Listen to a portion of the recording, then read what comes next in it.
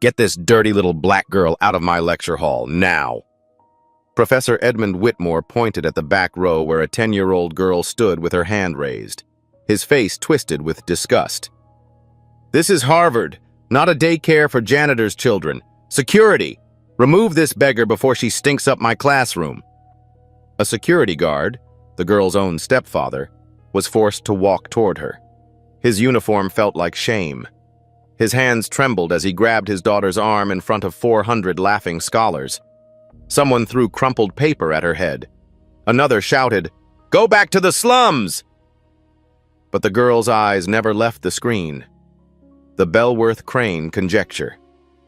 200 years unsolved, since 1824. Here's what nobody knew.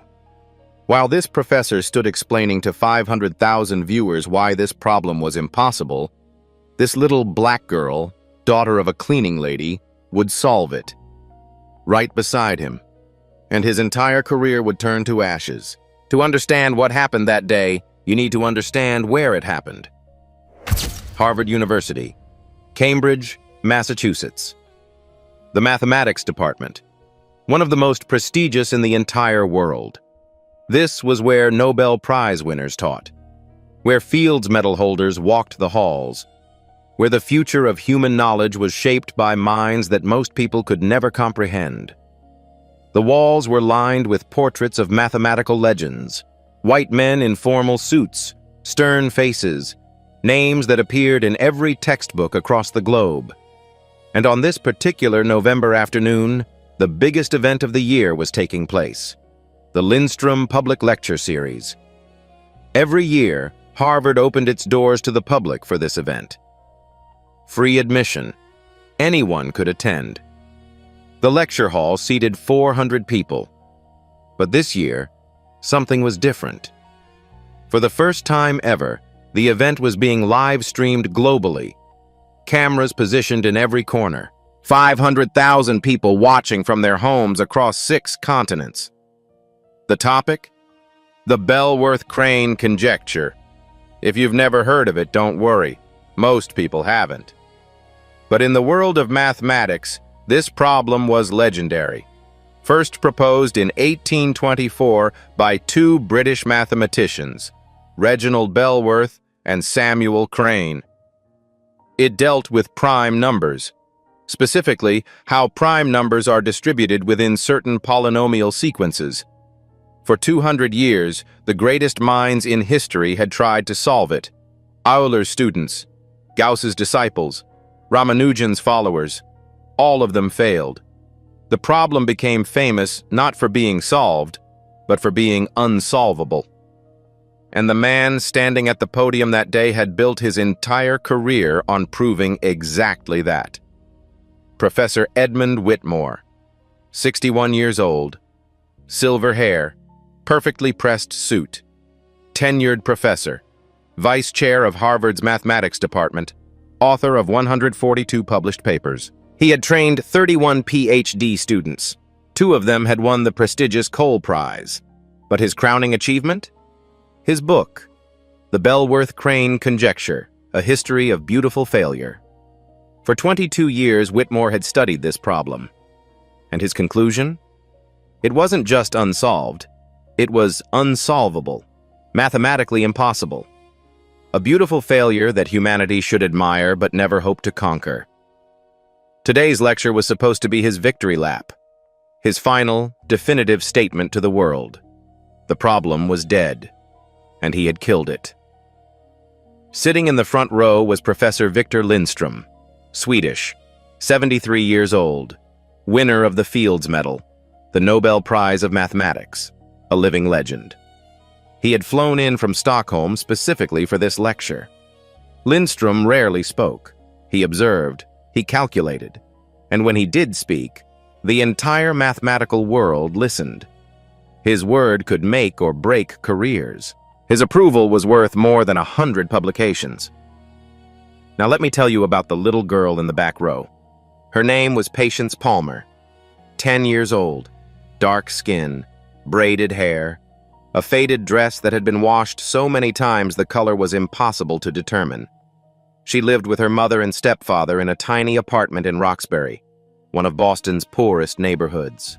3 rooms, peeling paint, radiators that barely worked in winter.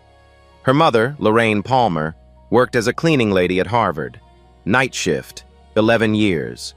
She scrubbed toilets and mopped floors in the same building where professors debated the nature of infinity. She earned $12 an hour. No benefits, no respect. Her stepfather, George Coleman, was a security guard at Harvard. He wore a uniform. He opened doors for professors who never learned his name. He said yes, sir, and no, ma'am to people half his age. He had been in Patience's life since she was 3.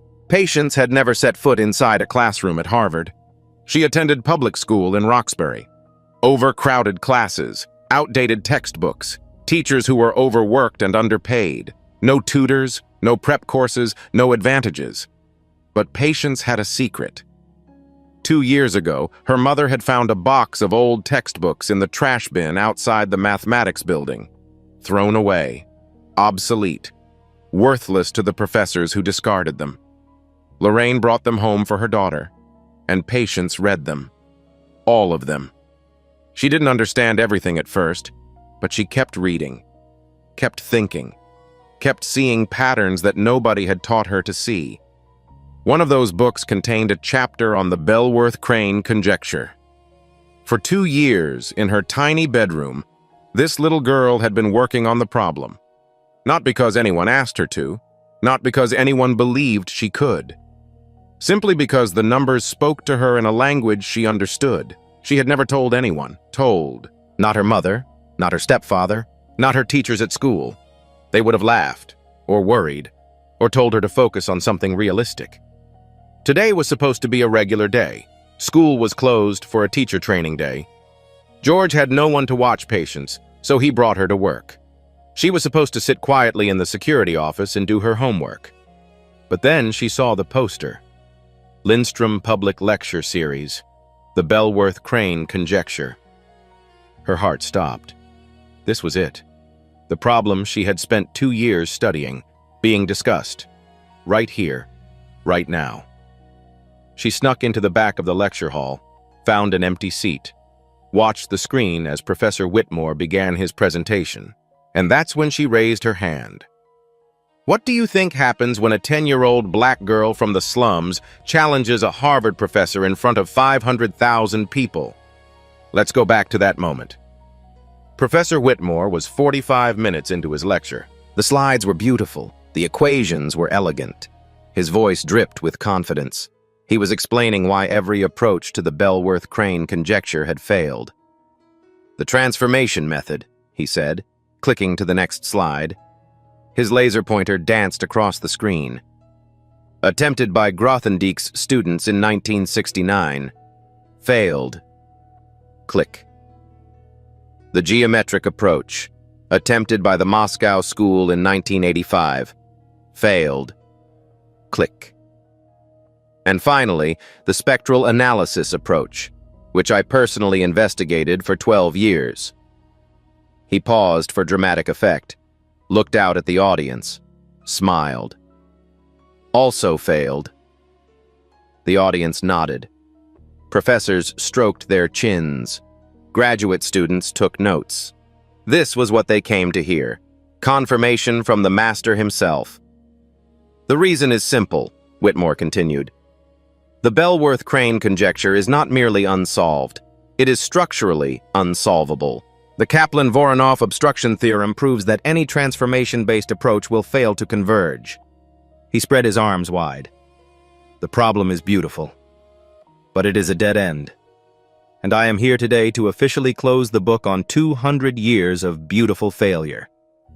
That's when Patience's hand went up, small, dark-skinned, trembling slightly. George saw it from across the room. His stomach dropped. He started walking toward her, hoping to pull her out before anyone noticed. Too late. Whitmore spotted the small hand. He squinted at the back row. His expression shifted from confusion to disgust. Who let this child in here? The laughter began immediately. 400 scholars, amused by the interruption. Phones came out. Someone started recording. Whitmore's eyes found George in his security uniform. "You. Guard. Is this your responsibility?" George's voice cracked. "Sir, I apologize. She's my stepdaughter. I'll remove her immediately." "See that you do." "This is a mathematics lecture, not a daycare for—" "Excuse me, Professor." Patience's voice cut through the laughter, small but clear, steady. "You made a mistake." Dead silence. The laughter stopped like someone had flipped a switch. Whitmore blinked. "I beg your pardon?" "The Kaplan-Voronov theorem. You said it proves the transformation method fails. But that's not correct." Someone in the audience snorted. Bradley Garrison, a PhD student in the third row, blonde hair, expensive watch, laughed out loud. "A child is correcting Professor Whitmore. Someone please tell me this is being recorded." More laughter, more phones. Whitmore's face reddened. His jaw tightened. "Young lady, I have spent 22 years. The Kaplan-Voronov theorem has an exception," Patience said. Her voice didn't waver. "It doesn't apply when the transformation operator has spectral symmetry. You didn't mention that." The laughter died. Whitmore stared at the girl. This 10-year-old in a faded dress was using terminology that most PhD students couldn't define. "That exception," Whitmore said slowly, carefully, "is irrelevant. The transformation operator for Bellworth Crane does not have spectral symmetry." "Yes, it does," Patience said. "If you add a rotation step in Hilbert space before applying the operator. The Stone-von Neumann theorem proves the algebraic structure is preserved." Complete silence. 400 people turned to look at this little black girl who had just cited the Stone-von Neumann theorem in a Harvard lecture hall in front of 500,000 live stream viewers. From the front row, a voice spoke. Calm, Swedish accented. "Wait." Professor Lindstrom was standing up, slowly, deliberately. Every head turned. Lindstrom, the legend, the Fields Medal winner, the man whose word was law, was looking at Patience with an expression no one could read. "Young lady," he said, "come here." George tightened his grip on Patience's arm. "Sir, I'm so sorry, I'll take her out right now." "No." Lindstrom's voice was firm, absolute. "Let her come. I want to hear what she has to say." Whitmore's face went pale. Patience looked at her stepfather, looked at the 400 faces staring at her, looked at the equation glowing on the screen. Then she gently pulled her arm free from George's grip and walked toward the front of the hall. "What would you do if a legend asked you to speak, and the whole world was watching?" 400 pairs of eyes followed the little girl as she walked down the aisle. Her faded dress, her worn shoes, her braided hair that her mother had done at 5 in the morning before leaving for work. Everything about her screamed, "Doesn't belong here." The aisle seemed endless. With every step, she could feel the judgment, the amusement, the contempt.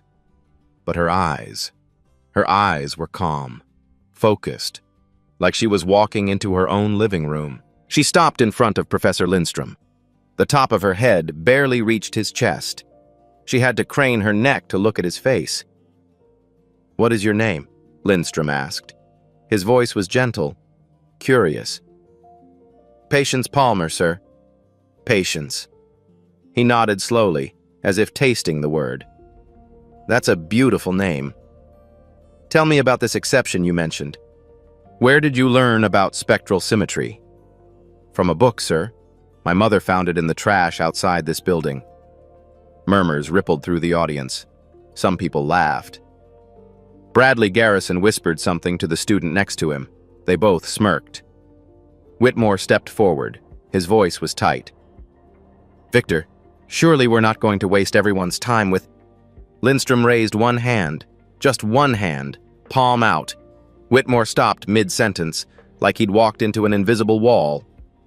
"Continue, Patience." The little girl turned to face the screen. The Bellworth-Crane equation glowed in blue light. 200 years of failure projected onto white fabric. The Kaplan-Voronov theorem says that transformation methods fail because the operator doesn't converge, she said. Her voice was stronger now, more confident. But the theorem has 3 conditions. The operator must be non-compact, have spectral radius greater than 1, and lack spectral symmetry. She pointed at Whitmore's slide, her small finger steady. Professor Whitmore's operator meets the first 2 conditions, but he assumed it lacks spectral symmetry without proving it. Whitmore's voice was tight, controlled, like a man trying not to explode. Because it obviously lacks spectral symmetry. Anyone who has studied this problem for more than 5 minutes knows that. But what if we modify the operator? Patience asked. What if we add a rotation step before applying it? She looked at Lindstrom. May I use the board, sir? Lindstrom nodded. A small smile played at the corner of his lips. Patience walked to the whiteboard. It was almost as tall as she was. She had to stretch to reach the top. She picked up a blue marker. Her handwriting wasn't elegant like a professor's. It was the handwriting of a 10-year-old. Round letters, careful spacing, but the mathematics was anything but childish. She wrote a single equation. This is the rotation operator in Hilbert space. If we apply it before Professor Whitmore's transformation, the combined operator gains spectral symmetry. She added another line. The Stone-von Neumann theorem guarantees that rotation in Hilbert space preserves algebraic structure, so we're not changing the problem. We're just looking at it from a different angle. She turned to face the audience. A sea of faces, most confused, some amused, a few, just a few, leaning forward with interest. So the Kaplan-Voronov exception applies. The transformation method doesn't fail. It just wasn't applied correctly. Silence. Whitmore's face had turned from red to white. He stared at the equation on the board. His lips moved as he calculated mentally. The rotation would change the structure of the problem. You can't just... No, sir, Patience said. Her voice was respectful but firm. Rotation in Hilbert space preserves algebraic structure. That's exactly what Stone von Neumann proves. It's in Chapter 7 of the Functional Analysis textbook, the blue one with the torn cover. Someone in the back row laughed, not mockingly this time, nervously. Bradley Garrison stood up. His face was red. This is ridiculous. She's a child. She probably saw some YouTube video and memorized fancy words.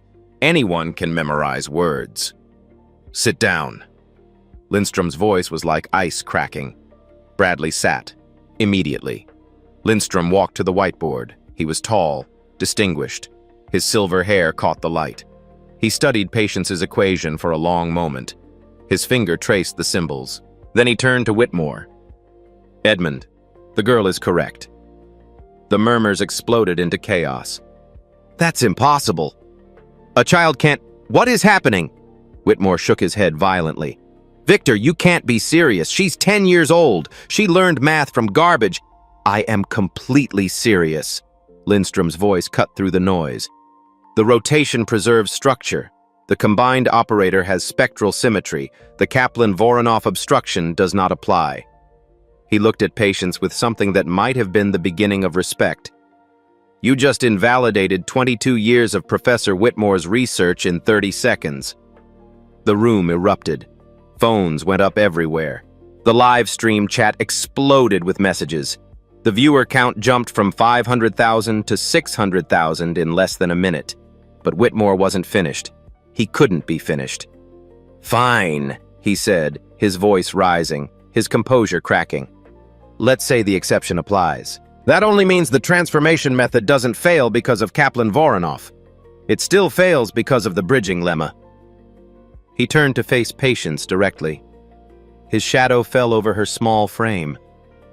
He was using his height, his presence, to intimidate. No one has ever proved the bridging lemma. Not in 200 years. Not Grothendieck. Not Erdos. Not any of the greatest minds in mathematical history. He stepped closer. His voice dropped to a dangerous whisper. Unless you've solved that too, little girl. From your garbage books? Patience was quiet for a moment. She looked at the board, at her equation, at the gap that remained. No, sir, she said softly. I haven't proved the bridging lemma yet. I'm still working on it. Whitmore smiled, the smile of a predator who had cornered his prey. There it is, he announced to the audience. Enthusiasm without completion. Fragments without proof. This is exactly why we have academic standards. This is exactly why children don't belong in serious mathematical discourse. But Lindstrom wasn't looking at Whitmore. He was looking at Patience. And in his eyes was something that made Whitmore's smile falter. What did the legend see that everyone else had missed? The rules were simple and brutal. Whitmore laid them out with obvious pleasure. His confidence had returned. His smile was back. 30 minutes. Present everything you have. After that, I get 15 minutes to respond. If I find one logical error, just one, your entire argument is dismissed. Fair? Every mathematician in the room knew this was a trap. 30 minutes was nothing. Professional academics spent months preparing presentations, years polishing proofs, and 15 minutes of attack from Whitmore? That would destroy anyone. Even experienced professors dreaded his questions. He had made grown men cry in academic conferences, but Patience simply nodded. Fair. George's heart was pounding. He wanted to run to her, to pull her away, to protect her from what was coming. But something in Patience's eyes stopped him. A calm he had never seen before. A certainty. Meanwhile, something else was happening outside the lecture hall. George had stepped into the corridor to call Lorraine. Baby, turn on the TV. Harvard live stream, right now. Lorraine's voice was confused, sleepy. She had just finished her night shift. What? I was about to sleep. Can it wait? Patience is on stage, at the lecture. Silence. She's what? She's presenting mathematics to 400 people in front of Professor Lindstrom. Millions are watching. I can't explain. Just watch.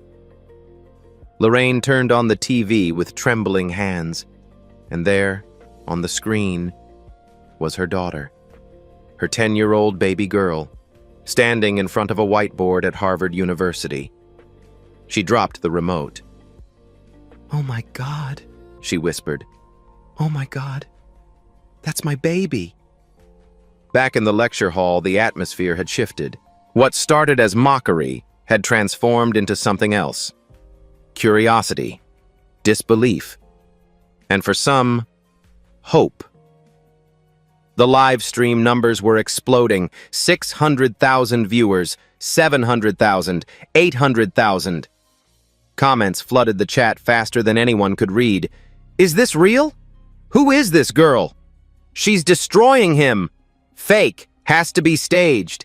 I'm a math PhD, and she's actually right about the spectral symmetry WTF. I'm crying right now. Patience picked up the marker. Her hand was steady. Her eyes were focused. I've been working on the Bellworth-Crane conjecture for 2 years, she began. Not because anyone asked me to, not because anyone believed I could, because I wanted to understand it. She drew a simple diagram on the board, a sequence of numbers transforming. Everyone treats this problem as a question about finding. Where are the primes in this sequence? How are they distributed? She drew an arrow pointing to a different direction. But I think that's the wrong question. The right question is, how does the sequence create primes?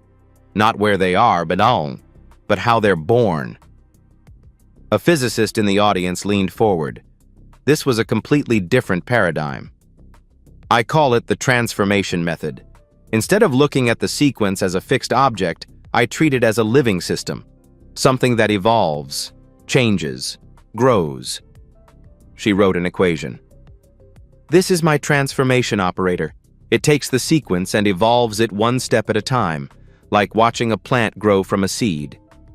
She drew another diagram, a shape folding in on itself. And here's the key insight. When you apply this operator enough times, something beautiful happens. The number space folds, like folding a piece of paper. The room was silent now. Even Bradley Garrison had stopped smirking. His pen was moving, taking notes. The primes don't appear randomly. They appear at the fold points, the creases in the paper. They're not scattered. They're structured. She stepped back from the board. That's my stability lemma. The operator is compact and has spectral symmetry, which means Kaplan-Voronov doesn't apply, which means the transformation method works. Lindstrom was writing furiously in his notebook, page after page filling with calculations. Whitmore was frozen. His eyes moved across the equations like a man searching for a weapon, looking for the flaw, the error, the mistake that would end this nightmare. But there's a problem, Patience continued. Her voice softened. To complete the proof, I need to show that the folding converges, that it doesn't just keep going forever. She drew a question mark on the board. This is the bridging lemma. The thing Professor Whitmore said no one has proved for 200 years. She paused. He's right. I haven't proved it yet. But I think I know the path. She drew a geometric shape, a manifold collapsing inward, elegant lines meeting at a single point. In Riemannian geometry, when a manifold has positive curvature and is compact, it contracts toward a single point. It's called geometric convergence. She looked at the audience. My transformation operator creates exactly this kind of space, a compact manifold with positive curvature. If I can prove the connection between my operator and this geometric structure. She didn't finish the sentence. She didn't need to. Everyone in that room understood. This little girl wasn't just playing with numbers. She had found a door that 200 years of mathematicians had missed. She just needed the key to open it. But did she have the key? Or would she fall at the final step? The next 20 minutes were unlike anything that lecture hall had ever seen.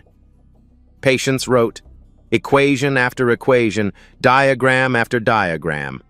Her handwriting was childish, round letters, careful spacing. Her marker squeaked against the board, but the mathematics was profound. Let me break down what she showed them. In simple terms anyone can understand. First, the transformation approach.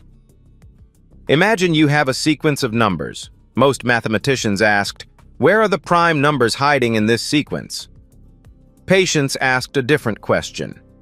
What if the sequence itself is creating the primes? What if we could watch it happen? She invented a mathematical tool, the transformation operator, that let her evolve the sequence step by step, like watching a time-lapse video of a flower blooming. Frame by frame, change by change. The audience watched, mesmerized. Second, the stability lemma. This was the part that made Whitmore turn pale. For her operator to work, it needed special properties. It needed to be compact, mathematically well-behaved, and have spectral symmetry, a kind of mathematical balance. Patience proved right there on the board in front of everyone that her operator had both properties. This was original mathematics, work that PhD students would spend years trying to accomplish, work that would fill entire dissertations. A 10-year-old had done it in her bedroom, with garbage books, alone. Third, the geometric insight. This was the part that made Lindstrom lean forward. That made his pen stop moving. That made him simply stare. Patience reimagined the entire problem. Instead of thinking about numbers, she thought about shapes, specifically about how shapes fold. When you fold paper, she explained, drawing on the board, the creases appear in specific places, not random, structured, predictable. She drew a manifold, a mathematical surface, folding inward, layer upon layer. My transformation operator makes the number space fold the same way. And the primes? They appear at the creases. They're not random, they're inevitable. A professor in the back row whispered to his colleague, "This is completely new. No one has ever approached Bellworth Crane this way." Not ever. Fourth, the gap. At minute 22, Patience stopped. She stared at the board, at the maze of equations she had created. Her marker hung in the air. "This is where I'm stuck," she admitted. Her voice was small. She drew a dotted line between two sections of her proof. A gap. A chasm. I can prove the folding happens. I can prove the creases exist. But I need to prove that the folding stops. That it converges to a final shape. A complete picture. She pointed at the dotted line. This is the bridging lemma. The connection between my geometric insight and the final conclusion. I've tried 7 different approaches over the past 6 months. She paused. They all fail. Her voice was barely a whisper. I don't know how to cross this bridge. Meanwhile, outside the mathematics, a human drama was unfolding. At home in Roxbury, Lorraine Palmer sat on the floor of her tiny living room. She hadn't moved in 20 minutes. Her eyes were fixed on the TV screen. Tears streamed down her face. She was watching her daughter, her baby, the girl she had raised alone for 8 years before George came along, the girl she had fed and clothed on a cleaning lady's salary, the girl she had worried about every single day. Lorraine remembered the nights Patience stayed up reading those old textbooks, the questions she asked that Lorraine couldn't answer, the notebooks filled with symbols that looked like a foreign language. Lorraine hadn't understood any of it. She couldn't help with the homework, couldn't answer the questions, couldn't explain the concepts. All she could do was say, I believe in you, baby. Keep going. And Patience had kept going. Alone. In silence. For 2 years. Now here she was, standing in front of the world. Lorraine's phone buzzed. A text from her sister. Is that Patience on TV? At Harvard? Another text from her pastor. Sister Lorraine, the whole church is watching. We are praying for your baby girl. Another, from a number she didn't recognize. Your daughter is incredible. The world is watching. You should be proud. The live stream was now at 1 million viewers. Back in the lecture hall, the social media explosion was visible on everyone's phones. Twitter, hashtag Patience Palmer, trending worldwide. Comments, this girl is a genius. Who is she? Where did she come from? I'm crying right now, I can't stop. This is the most amazing thing I've ever seen. She's going to change everything. But not everyone was supportive. Bradley Garrison was texting his classmates. This is embarrassing for Harvard. A publicity stunt. Has to be. Another professor, an older man with gray hair and a permanent frown, muttered to his neighbor, Diversity theater. Lindstrom has gone soft in his old age. And Whitmore? Whitmore was silent, watching, waiting. He had seen brilliant students before. He had destroyed brilliant students before. In the Q&A, in the follow-up questions, in the brutal precision of academic combat. This girl had interesting ideas. He would give her that. But interesting ideas weren't proofs, and she had already admitted she couldn't finish. All he had to do was wait. At minute 28, Patience put down the marker. Her arm was tired. Her hand was smudged with blue ink. Her forehead was damp with sweat. That's everything I have, she said quietly. The transformation approach, the stability lemma, the geometric insight. She looked at the dotted line on the board, the gap, the bridging lemma. I'm sorry I couldn't finish. Lindstrom spoke. His voice was warm, kind. You have nothing to apologize for, Miss Palmer. What you've shown us today is extraordinary. Whitmore stood up. His moment had finally come. Extraordinary? He adjusted his jacket, smoothed his tie. Incomplete is the word I would use. He walked toward the board, toward Patience. His footsteps echoed in the silent hall. Miss Palmer, I'll give you credit. You have a creative imagination, some interesting ideas. But mathematics isn't about imagination. It's not about creativity. It's about proof. Complete proof. Rigorous proof. He pointed at the dotted line. You've admitted yourself that you cannot bridge this gap. And do you know why you can't? He picked up a red marker, drew an equation over hers. Because the bridging lemma requires proving that your transformation operator converges. But your operator has unbounded rank. He circled the words unbounded rank 3 times. And according to the Anderson theorem of 1983, unbounded rank operators cannot converge in standard Hilbert space. It's mathematically impossible. He turned to face Patience, looked down at her, his shadow covering her completely. Did you know about the Anderson theorem, Miss Palmer? Patience's face fell. No, sir. My book was published in 1978. Whitmore smiled. The smile of a man who had just won. There it is, the fatal flaw. You've built a beautiful house, Miss Palmer. But the foundation is broken, and broken foundations cannot be fixed.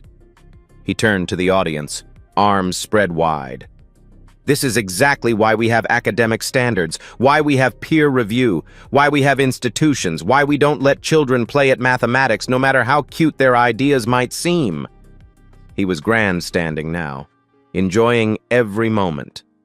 I commend the girl's enthusiasm, truly, but enthusiasm without rigor is just noise. And this presentation? This was noise. The audience shifted uncomfortably. Some nodded, others looked away. Patience stood frozen. The marker hung limp in her hand. Her eyes were on the floor. She had failed.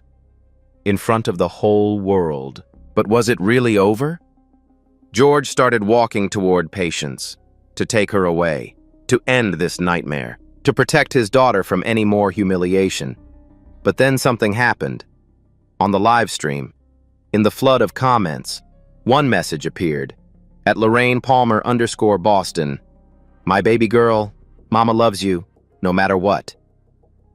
Patience saw it. On someone's phone screen in the front row, her mother's username, her mother's words. Mama was watching. Mama believed in her. And in that moment, something clicked. Something from the 1978 book. Chapter 12, Riemannian Geometry. Anderson's theorem applied to standard Hilbert space. But Patience wasn't using standard Hilbert space. She looked at the board, at her equations, at the space she had defined. She had invented a generalized Hilbert space, with a custom metric, a different structure. And in a generalized space, the rules were different. Excuse me, Professor. Her voice was small but steady. But Whitmore, mid-speech, turned to her with annoyance. I believe I'm speaking now, Miss Palmer. Your time is finished. You're wrong about Anderson. The room went still. Whitmore's smile froze. I beg your pardon. Anderson's theorem applies to standard Hilbert space. But I'm not using standard Hilbert space. She walked to the board, picked up the marker. Her hand wasn't shaking anymore. Look at what I wrote here, 20 minutes ago. She pointed at her metric definition, her curvature equations. I defined a generalized space with a different metric, different rules. In my space, the operator behaves differently. She drew a connection between two equations. I don't know about Anderson-Hoffman, but I know Riemannian geometry. And in Riemannian geometry, manifolds with positive curvature contract. They converge. They fold inward until they reach a single point. She turned to face Whitmore. My operator creates a space with positive curvature. I proved that in the geometric section. That's the same thing as convergence. She looked at Lindstrom. Is that correct, Professor? Does positive curvature imply convergence? Every eye turned to the legend. Lindstrom was already standing. His notebook was full of calculations. His eyes were bright with something that looked like joy. Edmund, he said quietly. The girl is right. That's impossible. She didn't know the Anderson-Hoffman theorem, but she independently derived its consequence using geometric reasoning, a completely different path to the same destination. He paused. Her proof is essentially complete. She just didn't know it. The room exploded. Phones went up. People shouted. The live stream crashed and restarted from the surge of viewers. 1 million became 2 million. And Whitmore, Edmund Whitmore, professor of 22 years, stood frozen at the podium. His life's work had just collapsed at the hands of a 10-year-old girl from the slums, with garbage books, with a mother who cleaned toilets. But the battle wasn't over yet, because Whitmore had one more card to play. Whitmore's face had turned gray, but he wasn't finished. Wounded animals are dangerous, and Edmund Whitmore was very, very wounded. He grabbed the marker from the board. Wait, just a moment. His voice was higher than before, tighter, desperate. You claim your operator converges because of geometric reasoning. Fine, I'll grant that. But convergence alone doesn't prove the bridging lemma. He drew an aggressive line across her diagram. You need to show that when the space contracts, the prime structure is preserved, that the primes don't just disappear or scramble during the contraction. He turned to face her, eyes blazing. Where's that proof? Show me where you proved structure preservation. Point to it, right now. Patience looked at the board. Her heart sank. He was right. She had proven convergence, but convergence wasn't enough. She needed to prove that when her manifold folded down to a point, the prime number distribution remained intact, that the creases didn't shift, that the pattern survived. And she hadn't done that. Her voice faltered. I haven't proved that part yet. Whitmore's confidence roared back, like a fire that had found new fuel. There it is, the final flaw, the fatal error. He turned to the audience, arms spread wide, triumphant. Ladies and gentlemen, this is why experience matters. This is why we don't let enthusiasm replace rigor. This is why institutions exist. He was pacing now, energized, alive. The girl has interesting ideas. I've said that. I'll say it again. But interesting ideas are not proofs. 90% complete is 0% complete in mathematics. He pointed at Patience. She hasn't solved Bellworth Crane. She's found a new dead end. A prettier dead end, perhaps. A more creative dead end. But a dead end nonetheless. The audience murmured. Some nodded.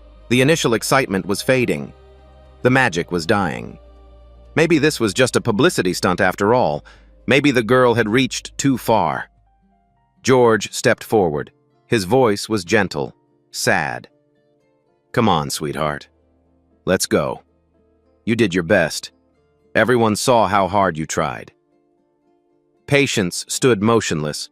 Her eyes were on the board, on the gap in her proof, on the missing piece. So close. She had been so close. 2 years of work, 2 years of dreaming, 2 years of believing she could do something impossible. And she had failed. Tears welled in her eyes. She fought them back. But they came anyway, rolling down her cheeks. I'm sorry, George, she whispered. I thought I could do it. I really thought I could. George put his arm around her. You have nothing to apologize for, baby girl. Nothing. You showed them all. You showed the whole world. He started to lead her away from the board, away from the cameras, away from 400 staring faces and 2 million watching screens. The audience watched in silence. Some looked relieved, others looked sad. A few were already packing up to leave. The circus was over. And then, a voice. "Miss Palmer." Lindstrom. Everyone turned. The old professor was standing at the whiteboard. His marker was moving across the surface, drawing circles, drawing lines, connecting things. "You said you haven't proved structure preservation, but look at what you wrote here."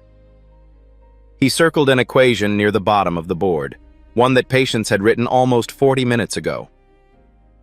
"This is your curvature definition. You proved your manifold has constant positive curvature, correct?" Patience nodded slowly, wiping her tears. "Yes, sir."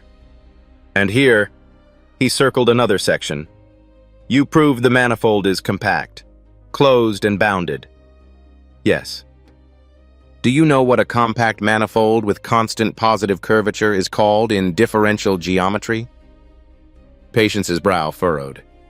She thought back to chapter 12, the chapter she had read dozens of times, hundreds of times. It's a sphere, or sphere-like. A closed surface. Correct. And what property do sphere-like manifolds have when they contract? Patience's eyes widened. The answer hit her like lightning. They preserve topology. The structure doesn't break. It just gets smaller, like deflating a balloon. The shape changes, but the surface stays continuous. Lindstrom smiled. The first real smile anyone had seen from him all day. Precisely. He drew a final line connecting her equations. "Miss Palmer, you proved structure preservation 40 minutes ago. You just didn't recognize it." What happens when you realize you've already won? The room held its breath. Lindstrom had just revealed that Patience's proof might be complete, that her curvature argument implied structure preservation, that the bridging lemma was already solved. But Patience wasn't sure. She needed to write it down, to see the connection clearly. "May I?" she asked, reaching for the marker. Lindstrom nodded. "Show us." Patience turned to the board, her hand trembling slightly. She began to write the final connection. The link between her geometric convergence and the algebraic conclusion. Line by line, symbol by symbol. The room watched in silence. 400 people, 6 million on live stream, all watching a 10-year-old girl write mathematics. But one person couldn't stay silent. Whitmore had been standing at the edge of the stage, watching, fuming. His life's work was crumbling before his eyes, and he couldn't accept it. He stepped forward. "This is enough." His voice cut through the silence like a blade. "I've watched this circus long enough. Victor, with all due respect, you're being sentimental. You're seeing what you want to see." Lindstrom raised an eyebrow. "Edmund, no. Let me speak."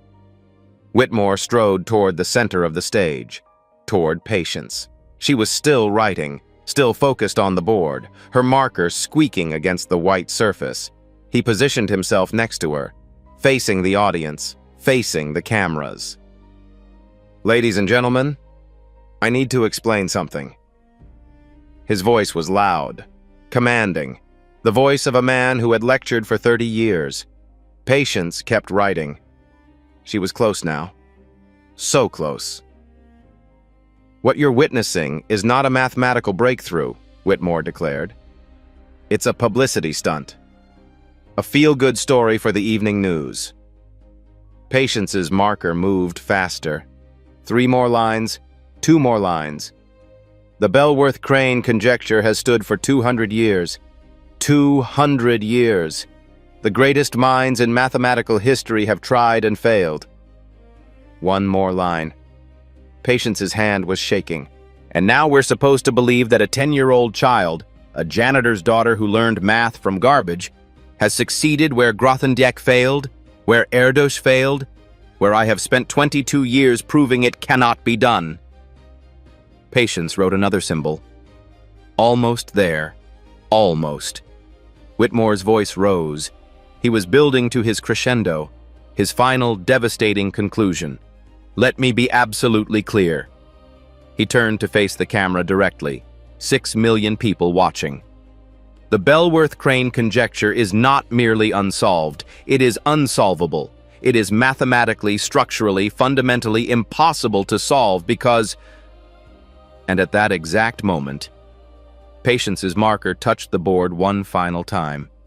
She drew a small box around her conclusion and stepped back. Done, she said quietly.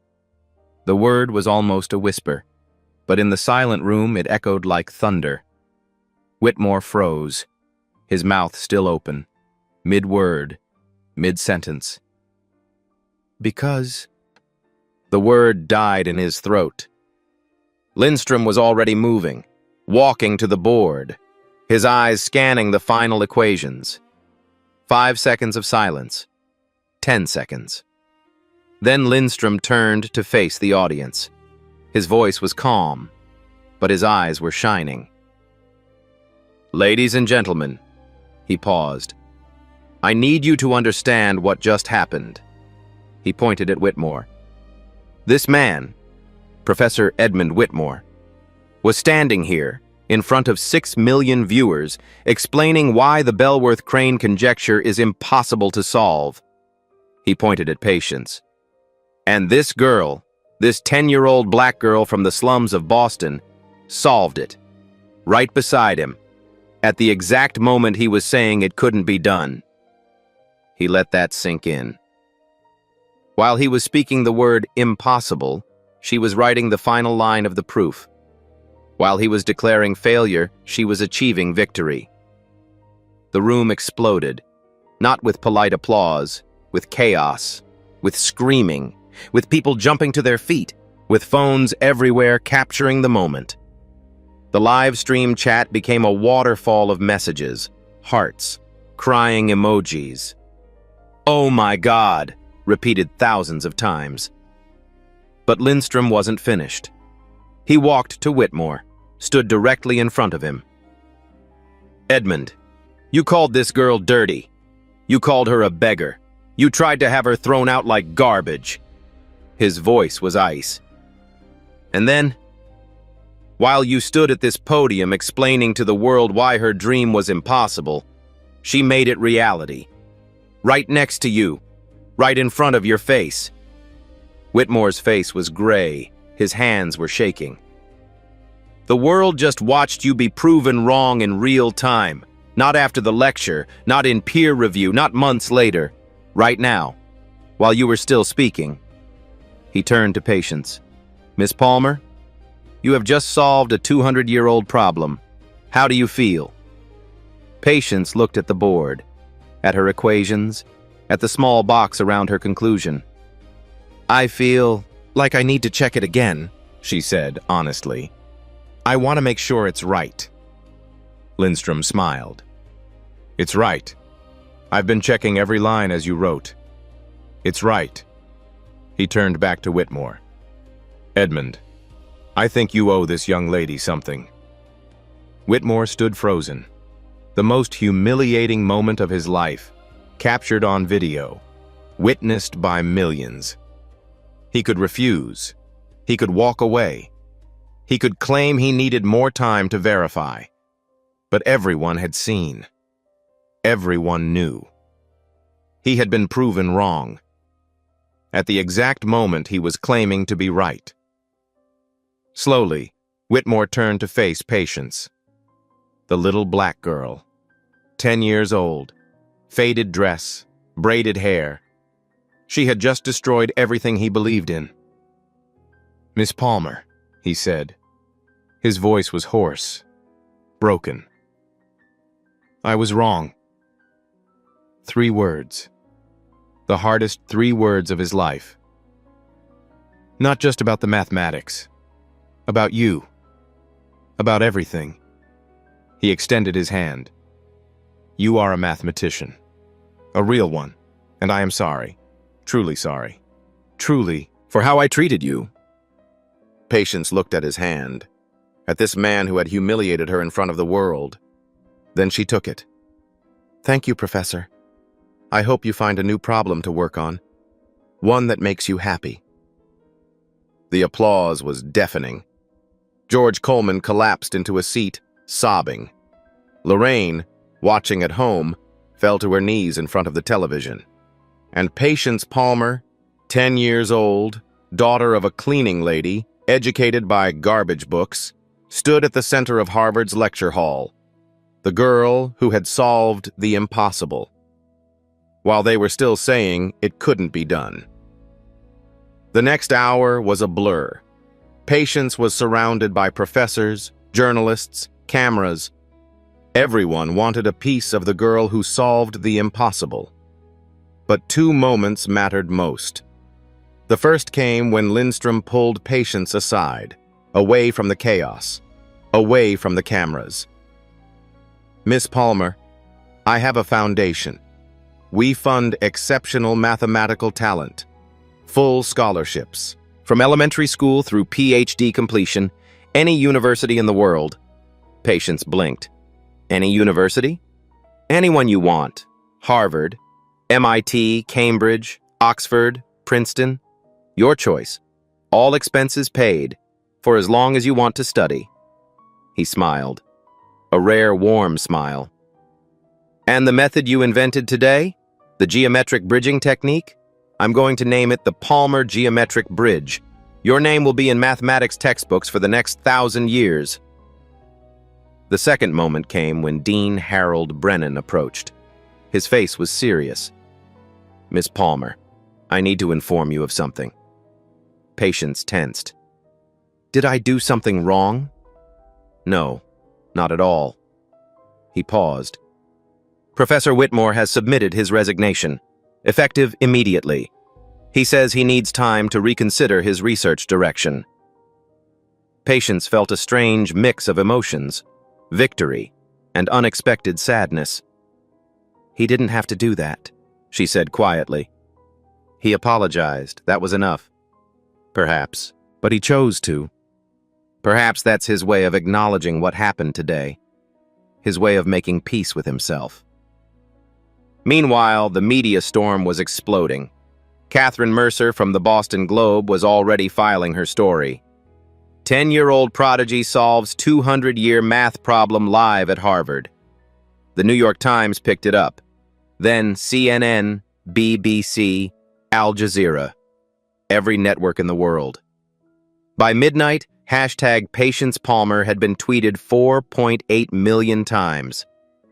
The photo of her at the whiteboard, small black girl in a faded dress, marker in hand, surrounded by equations, became the most shared image of the year. Comments poured in from around the world. This is the most inspiring thing I've ever seen. I'm a professor, and I'm crying at my desk. She just changed how I think about everything. Never let anyone tell you what you can't do. This little girl is my hero. But the comment that mattered most came from a small account with no followers, at Lorraine Palmer _Boston. That's my baby. That's my daughter. I always knew. Mama always knew. The world had changed, and Patience Palmer had changed it. But what would she do with all this newfound power? 1 month later, Patience stood in front of a small crowd at Harvard's mathematics building. A new bronze plaque was being unveiled. It read, The Bellworth-Crane Conjecture, solved November 2024. Patience Palmer. The Palmer Geometric Bridge. George stood behind her in his first ever suit. Lorraine wore a dress she had saved 6 months to buy. They held hands. They couldn't stop smiling. Professor Lindstrom gave a short speech. So did Dean Brennan. Then everyone looked at Patience. She stepped up to the microphone, looked out at the crowd, at the cameras, at the faces. 1 month ago, I was just a girl who liked math. My mom found my textbooks in the trash. My stepdad snuck me into a lecture hall. And a professor tried to throw me out because of how I looked. She paused. Today, there's a plaque with my name on it. She looked at her mother, saw the tears streaming down Lorraine's face. But that's not why I'm proud. She took a breath. I'm proud because my mom never told me I couldn't do something. She worked nights cleaning toilets so I could have a home. She never said math was too hard. Never said I should be realistic. Never said girls like me don't become mathematicians. Her voice grew stronger. She just said, I believe in you, baby. Keep going. She looked directly at the camera. So if you're watching this, if you're a kid in a small room with big dreams, if someone has told you that you don't belong, that you're not smart enough, not rich enough, not the right color. She paused. They're wrong. They were wrong about me. And they're wrong about you. She smiled. Mathematics doesn't care who you are. It doesn't care where you're from. It only cares about one thing. Is your answer true? She raised her chin. Find your truth, and never put your hand down. The applause was long and loud. Afterward, a young black girl, maybe 8 years old, approached Patience shyly. Miss Palmer, I want to be a mathematician too. But my teacher says I'm not good at math. Patience knelt down to eye level. What's your name? Hope. Patience smiled. Hope. That's a beautiful name. Listen to me. Your teacher is wrong. I was not good at math, too. Until I was. She held out her hand. Never stop hoping hope, and never stop asking questions. If this story moved you, if it reminded you of your own impossible dream, share it with someone who needs to hear it. What's the impossible problem in your life? What have people told you that you can't do? Tell me in the comments. I'll be reading, and I'll be rooting for you.